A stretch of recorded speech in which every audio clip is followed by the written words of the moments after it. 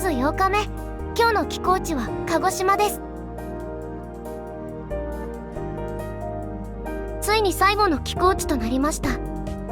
なんだかあっという間すぎてびっくりですが、今日も一日思いっきり楽しんで過ごしたいと思います。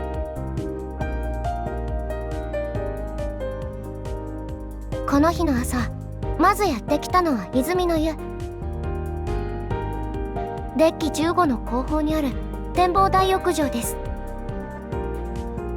外国船初の施設だそうで、海上でお風呂を楽しめるという日本人にとっては嬉しい施設です。料金は1回2時間39ドル、約5700円と高めです。でもせっかくの機会なので一度は入ってみたいなと思いやってきました。この映像は昼の見学時間に撮影させてもらったものです。ロッカールームはこんな感じで、ロッカーはメダリオンで施錠できます。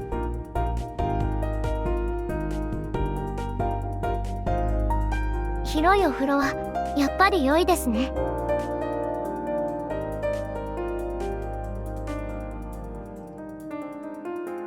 海上で景色を楽しみながらお湯に浸かれるなんてとても贅沢な気分でした。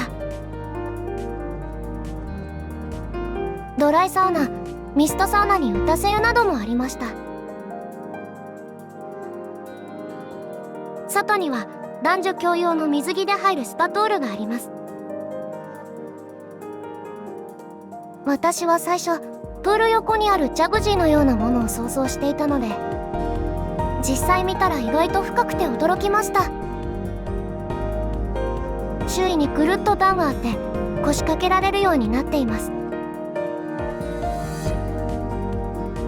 素敵、良い感じですね。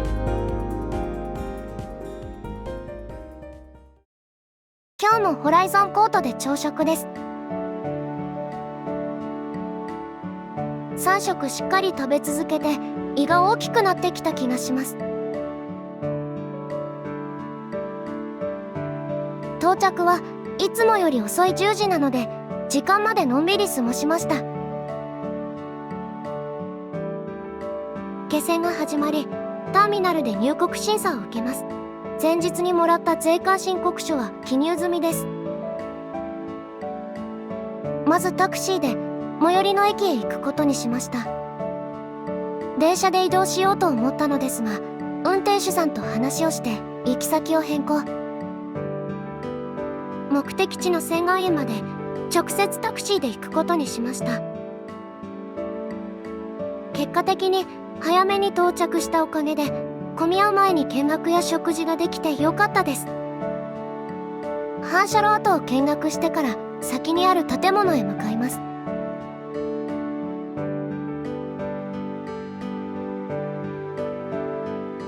広々とした明るい店内です。こちらで仙岩園の名物ジャンボ餅を食べました。武士が腰に大小の刀を2本刺す姿をジャンボ刺しというそうで、餅に2本の竹串を刺した状態が似ていることからジャンボ餅と呼ぶそうです。仙岩園は鹿児島市にある薩摩藩主島津家の別邸跡です。桜島を借景とした美しい庭園が有名で、国の名勝にも指定されています。とても雄大な景色です。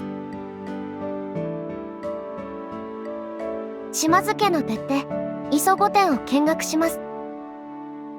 現在の建物は明治時代に建てられたもので、当時の暮らしぶりを伝える部屋や資料が展示されています。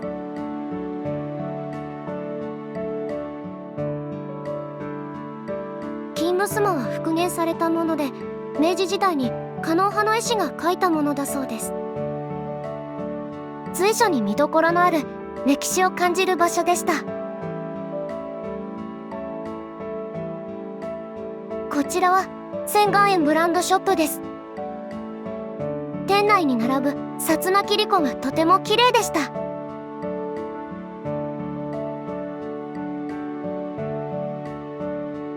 さて、少し早いですが昼食にしたいと思います。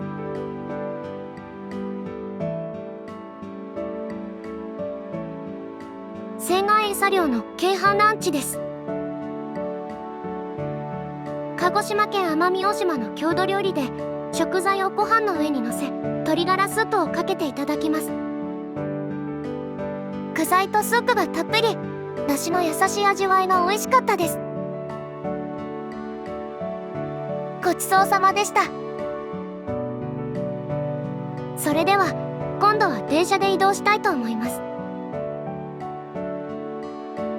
この青岸駅は2025年3月に開業した駅です。鹿児島県内で JR の新しい駅ができたのは15年ぶりとのこと。景色が良いですね。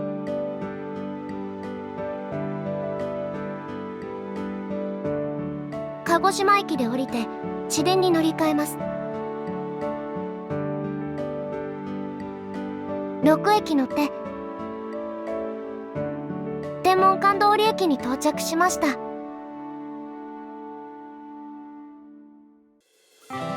街中を市電が走る風景はなんだか素敵に感じます。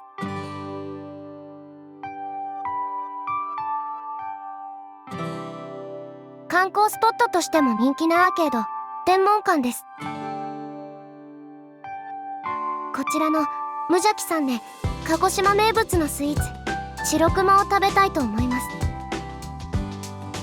無邪気さんは白熊発祥のお店として有名で、この日はタイミングが良くすぐ入ることができました。白熊とはたっぷりの練乳と色とりどりのフルーツや小豆をトッピングしたかき氷のことで、トッピングは白熊の顔に見えることからその名前がついたそうです。種類がいろいろありますが、ここはスタンダードの白熊で、サイズは小さめのベビーを注文しました。カラフルで可愛いです。ベビーサイズでも大きいなと思いましたが、練乳味が美味しくて最後まで食べることができました。アーケードを少し散策します。天文館という名前は江戸時代に薩摩藩主島津重秀が天体観測や暦の研究施設として明治館別名天文館を建設したことに由来します。地元の人が訪れる日用品店から飲食店やお土産店などたくさんのお店が並んでいます。こちらは薩摩蒸気屋さん。鹿児島メーカーカルカンやカスタ丼などを販売しているお店です。お土産に買っていこうかな。天文館から少し歩いて向かったのは創業1751年の老舗百貨店山形屋さん。こちらの本館は大正時代のルネサンス様式のデザインが素敵な建物です。いいですね。店内を少し見てタクシーで港に戻ります。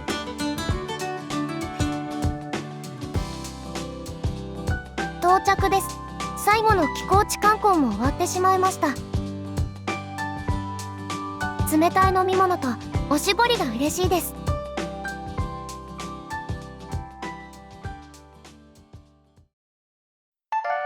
部屋に戻ってからランドリールームへ行き、その後いつものプールへ向かいました。泳いでくつろいで今日も夕方をまったり過ごします。出港時間になり見送りの演奏が始まりました。みんなでありがとうと手を振り鹿児島とお別れです。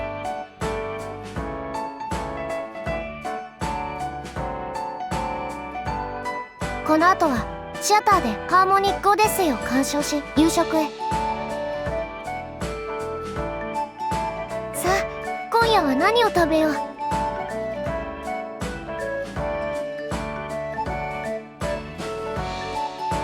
まず前菜はブルゴーニュ風エスカルゴ。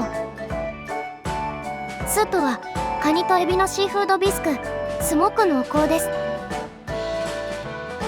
そしてメインはランド&シー。牛フィレ肉とロブスターでとっても豪華です。ロブスターは殻を外してくれました。このメニューはおかわりする場合は有料だそうです。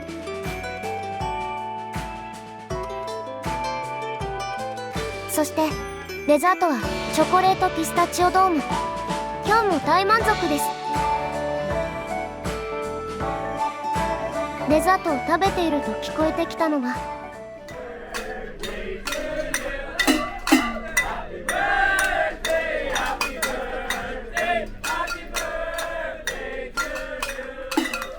毎晩どこかのテーブルでお誕生日のお祝いがありました。ちょっと恥ずかしいけど良い思い出になるのでバースデークルーズはおすすめです。特別なケーキも食べられますよ。部屋に戻るとあさっての下船について案内が来ていました。もうすぐ旅も終わりかと思うと寂しくなってしまいます。では明日のイベントスケジュールを確認して休みたいと思います。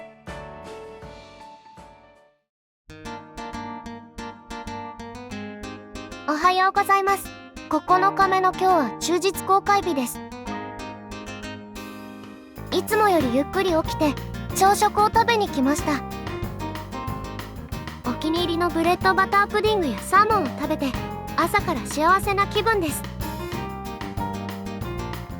今回のクルーズは寄港地が多く日中に船内で過ごすことがほとんどありませんでした。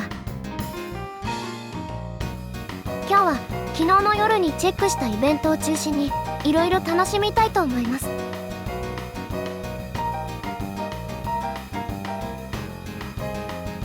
プリンセスシアターで料理のデモンストレーションが始まりました。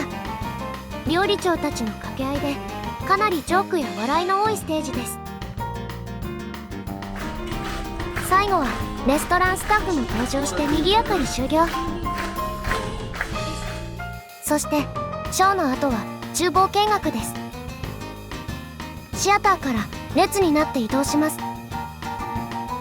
どこから厨房に入るのかなと思っていたらビバルディを通り抜けました。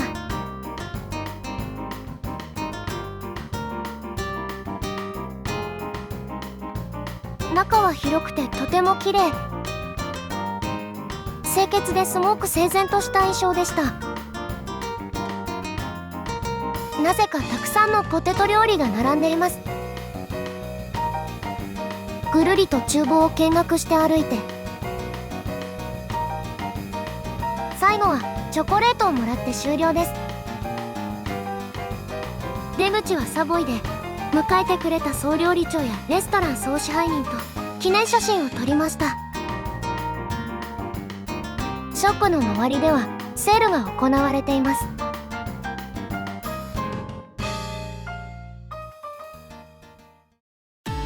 デッキ14に行くとお祭りのような雰囲気で私は綿あめを作ってもらいました。こ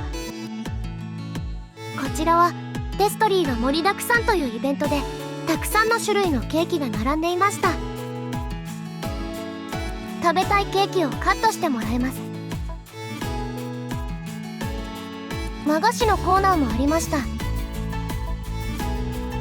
どれもすごく大きなケーキです。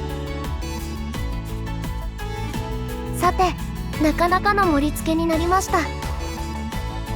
そしてケーキを食べたらお昼が入らなくなりました。再びプリンセスシアターです。今度は乗組員の船上生活というクルーがいつもどんな生活をしているかなど興味深いお話が聞けるトークショーです。普段はあまり聞けないような雇用契約や制度のこと、あとクルーの恋愛事情などの話もあってとても面白かったです。質問コーナーも盛り上がっていました。プリンセスシアターからグランドプラザへ移動してきました。こちらで行われているのは卵落とし大会です。上の階から生卵を落とし割れないように印の近くに落とす競技で、参加者は緩衝材や傘などを使って卵を保護していました。いろいろな工夫があって面白かったです。定番イベントだそうなので参加してみるのも楽しいかも。そしてまたまたプリンセスシアター。今度はイギリス人落語家ダイアン吉実さんの落語を楽しみました。少し移動が忙しいですが、アプリで気になるイベントをマークできるので分かりやすかったです。あとよく使ったのが同室者の位置が分かる機能で、滅行動をした時にとても便利でした。落語の後はショップでお買い物。船内のショップは免税で、化粧品や宝石、時計、ブランド品などの店があり、種類は少ないですがオリジナルのグッズなども販売しています。他にはお酒やお菓子などもありました。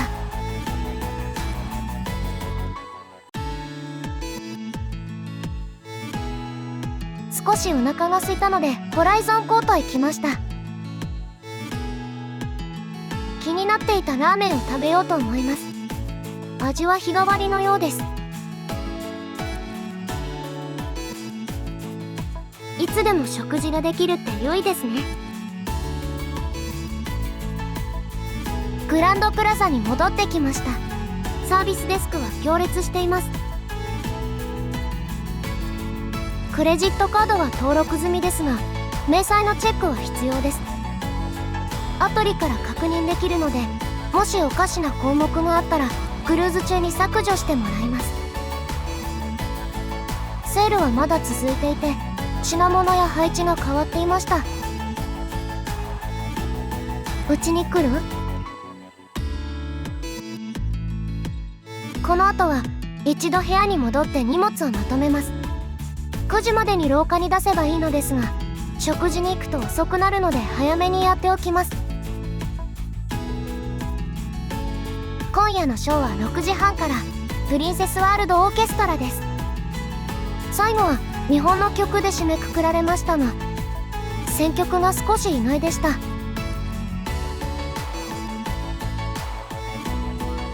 日が沈む瞬間が綺麗です。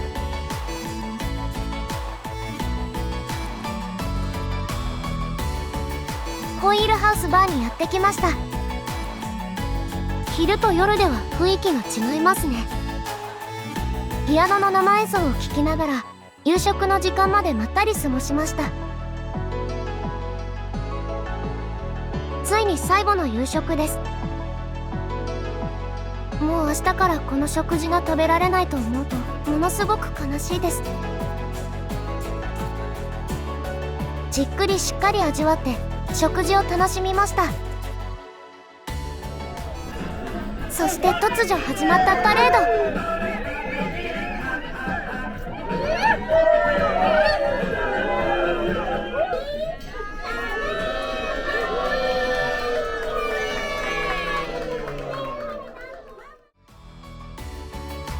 最後のデザートを堪能して、いつもテーブルを担当してくれたスタッフたちと記念撮影をしました。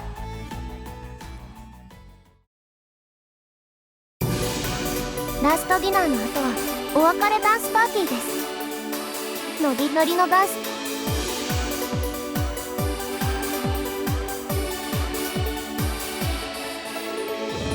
最後はみんなでぐるぐる。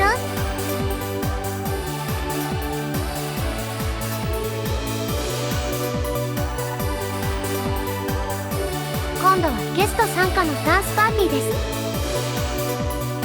みんなで踊る一体感がいい感じ。 MC ひろしさんのプリンセスのダイヤモンドの熱唱にもみんな大盛り上がりでした。い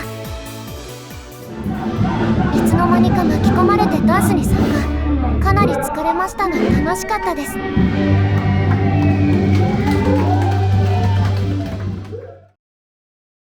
クルーズ最後の夜はとても賑やかでした。明日は横浜に帰ります。楽しい思い出がいっぱいで名残惜しいです。